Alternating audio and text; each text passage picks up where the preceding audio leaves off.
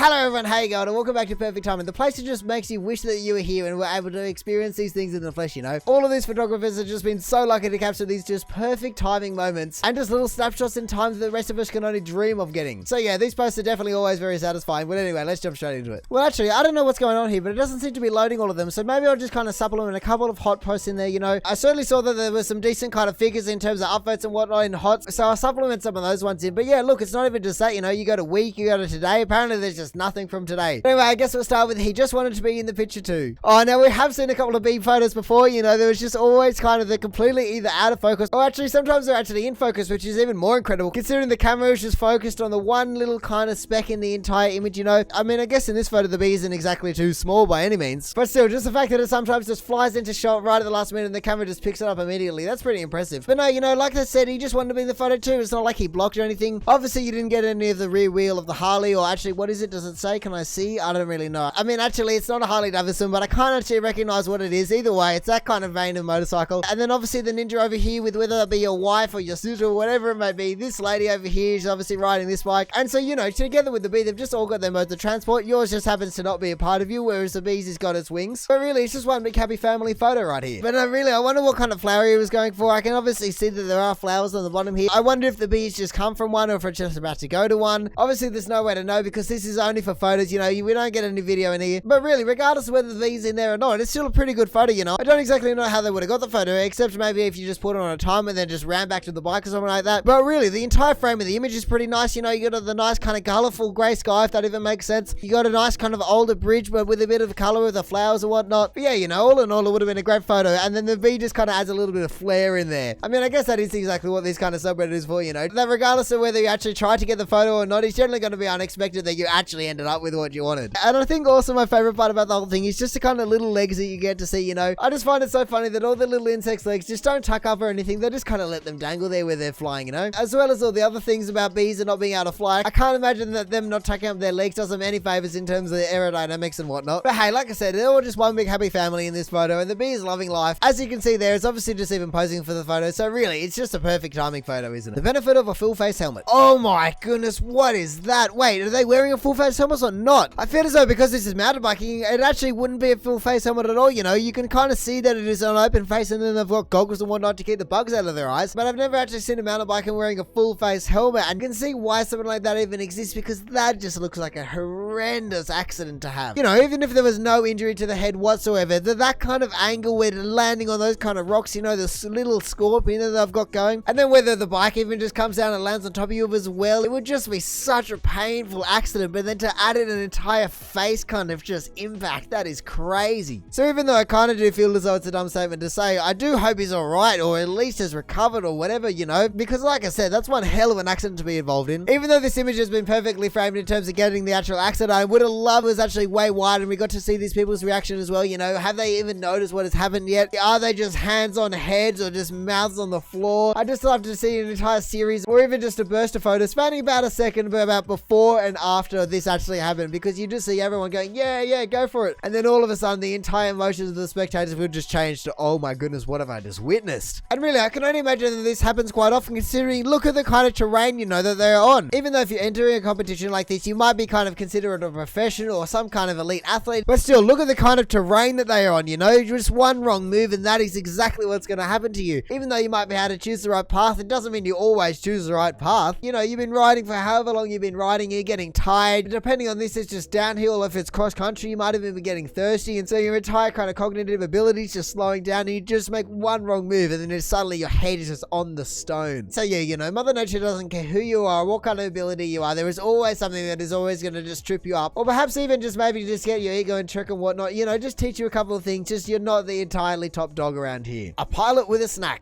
What the hell? Oh wait, actually I didn't even realize that they were holding a snake down here. I thought they were talking about the bird. I was like, why is this bird on top of the eagle? You know, I was thinking that they were referring to the little bird on top, and in that case I was just going, why is it sticking around the eagle, you know? I mean, I guess hiding in kind of plain sight or on their back is somewhere that they can't really reach you, so perhaps maybe that's actually just the safest place to be when you can't outrun them and you can't kind of claw them or whatever you call it. Sometimes you just got to use your noggin and think a little bit more tactically. But no, like I said, I didn't even realize that I had the snake in its talons at first, you know. I was just too concentrated on the bird to even notice. I was just thought that was, I don't know, a tail or some kind of claw. I didn't even really look at it. But yeah, this is certainly one of the most interesting perfect timing posts photographs I've ever seen, just with the combination of animals in this photo, you know. I mean, I guess I get where the snake has come from, you know, that's a little bit self-explanatory, but still, for an eagle to have a snake, you know, I'm not 100% sure what their diet consists of, but I can't imagine that it's just 100% snakes. So for the combination of those two to kind of be in here, but then just to have this random bird, just especially in that random position, you know, just legs stretched out, wings stretched out, it's probably just loving the speed he's getting, you know. It's like, oh, why don't I do this all the time? Oh, hey, you know, maybe animals are evolving, and this is actually just the next gen Uber ride, you know. You got Uber X, you got Uber Lux, and now you got Uber Eagle. These two animals might be kind of carpooling and whatnot, but at least it's a fishing, you know. The snake's trying to get home to wherever it was. It's obviously gone out hunting for the day, and it just can't be bothered making the trek all the way back. And then the little bird is just gone, oh, mate, do you mind if I just hop in? You know, I just got to go down to the metro or something. And then the eagle's just going, yeah, you know, whatever, I'm going that way, no worries, just jump on my back, I'm heading that way anyway. Because really, even though I can't imagine an eagle being the most expressive animal in the world, it certainly doesn't seem very bothered by the entire interaction here, you know. Obviously, the photo is quite zoomed in, so we couldn't really see, but it certainly doesn't look as though it's close to the ground or anything like that. It's not as though it's just taken off and it's going, hey, what's going on here? No, really, it's just on its way home and it's not even bothered by anything. You know, there's no traffic today. There might even be a little bit of a tailwind or something, just making the trip extra fast. So yeah, you know, you can't blame animals for carpooling. They're obviously trying to be environmentally conscious. So yeah, I guess we should just really say props to the photographer for just capturing this snapshot of evolution, you know, kind of like humans launching a space shuttle on the back of a 747 or something like that. And mark my words, I'm sure in no time we're going to be seeing animal carpooling all over the world. Sunset and a dolphin. Oh, come on now, that's just basically cheating. Look at that. That is just an incredible photo from all the colors in the sky and then just reflecting off the ground to then, of course, just this dolphin right here. Look at that. You know, just to capture the exact moment where it's just jumping out of the water, not just kind of creasing and not just a fin or anything, just basically as vertical as a dolphin can ever be, just jumping straight out of the water. And even look at this, you know, even when we're zoomed in, you kind of scroll down. As lovely as the whole image is, it's kind of nice to just kind of zoom into this extent and just see the entire extent of all the kind of contrast and everything that is going on here. I mean, obviously we're zoomed in massively at this point, so it's not as though we're going to have some super high clarity or something like that, but still, you just get to see all these kind of little bubbles and all the texture of the water just in widescreen. But no, this is the first one so far that I'm not actually sure what they were trying to do, you know. The first one with the bee, they were obviously just trying to take the photo. The second one was just kind of an accident, and the third one was definitely on purpose. But with this one, I don't know if they're just trying to take a photo of the sunset and they just happened to catch the dolphin, or maybe on the other hand, the dolphin had kind of just been playing around the water, jumping out every now and again, and they just took a burst and they managed to get this amazing photo, which is still amazing. But I feel as though some of the magic of perfect timing is actually taken away when it's kind of an attempt to do this. It could be so easily just attempted to get this. As long as the dolphin is jumping out of the water, you can just keep attempting it and keep attempting it, and the whole time you're just getting slightly different sunshot sets, so it just makes it look incredible. You know, seeing this photo just kind of reminds me of the style of painting where it's usually depicted with lighthouses and whatnot, just with kind of the washed out water and the silhouette of the dolphin and everything like that. It is just such a picture perfect moment that if you told me that it was a painting and not a photo, I would go, oh, well, that makes sense, you know, it's an incredible painting, but I guess that makes sense, you know. That explains how they were just able to get the perfect dolphin and a beautiful sunset. So yeah, you know, even though I'm confused about whether they actually meant to do this or not, it is still another perfect timing photo. And so now it's finally time for the apparent top of the month for perfect timing, and that would be unexpected bird. Nice work, bird. You are seriously leaving a nice kind of smoke trail, flying with all its breath, and you know, it obviously isn't really in formation, and it definitely isn't kind of holding the right position, but you know, considering it is only a bird brain in there, sometimes you just have to forgive the little things. So no, I can definitely say that this one is a perfect timing that was not planned. There is no way you'd be able to line up and track the kind of squadron of planes and then also line it up with the bird, you know. That is just 100% in the hands of random luck right there. I think what I'm finding the most disappointing about this entire post is the fact that the bird is just completely out of focus. Obviously it's completely zoomed in and the focus would have been more so on the planes and whatnot, but still, if you could have had just a crisp bird in the foreground, I reckon that just would have completely changed the entire kind of aspect of the image, you know, just with all that detail in the bird as well. Don't get me wrong, it's still an amazing image, but if you just could have increased the aperture, you know, you're outdoors, there would have been plenty of light, so you just could have increased the aperture, increased that depth of field a whole bunch, and then hopefully maybe you just get that bird in there instead. But if you do manage to do it again, if you could even just kind of add another little thing on top and just try and match the color of the bird to the color of the plane, then that would be the absolute ultimate goal of perfect timing, you know. Obviously, in that point, you're basically just setting up the perfect timing. So like I said, I kind of do feel as though it takes away a little bit of the magic of the whole thing. But really, to be able to pull something like that off, you just have to be a wizard. So I'm sure you'll be fine. And now I guess we're just up to a little bit of a bonus round from the hot post or new post or whatnot, considering there just really wasn't many top of the month this month. And so I guess if we just try and head back to hot and just see if there were any decent posts that we just have not seen. I guess here we go. The top of hot is two birds. What have we got here? Oh, just like the top post of the month, you know, it is a plane and a bird. Obviously, the kind of perspective is a little bit different. And so I certainly reckon the last one is a little bit harder to pull off than just kind of framing two birds, so to say, in one frame. But really, in the scheme of things, that bird does look pretty darn close to that plane. You know, hopefully it's not too close, because that certainly wouldn't be good for anyone, let alone just the bird. There are actually apparently so many bird incidents every year all over the world, just because the planes come out of nowhere and hit these geese and whatnot. I can't even really begin to imagine the kind of carnage damage that occurs from a bird hitting a plane that is traveling at like, what, 800k an hour or something, the noise that would make inside the plane would be horrendous. I mean, at least I can only imagine that the bird would be instantly dealt with, so to say. And so in that way, at least it would be a very quick way to go. But really, I reckon if I had the choice, I'm going to take old age over getting hit by a plane. But no, it's certainly a nicely framed image. I don't really know what's going on with the saturation of the cloud. I don't know if they've played around with the colors a little bit and it just makes it look a little bit off. But really, I guess what it boils down to is the fact that this photo just captures the moment where these two kind of generally lonely things were just captured taking off at the same time. Alrighty then, so what else have we got? We've seen all of those, blah blah, we've got that. But here we go, here's something a little bit different. I took a picture of lightning with my camera phone and ended up seeing the rolling shutter effect. Oh wow, that is some serious kind of damage to the photo that has been done there. My goodness. Look at that, you can see the kind of color that was before and then suddenly you're just completely blown out. The sensor has no idea what is going on. You can see the kind of lightning bolt that is just cracking through the sky over here. Obviously you got the main one that actually earths. All these little tendrils to just lead into this pink blob of nothing. And then actually I guess down the bottom it is completely returned to normal,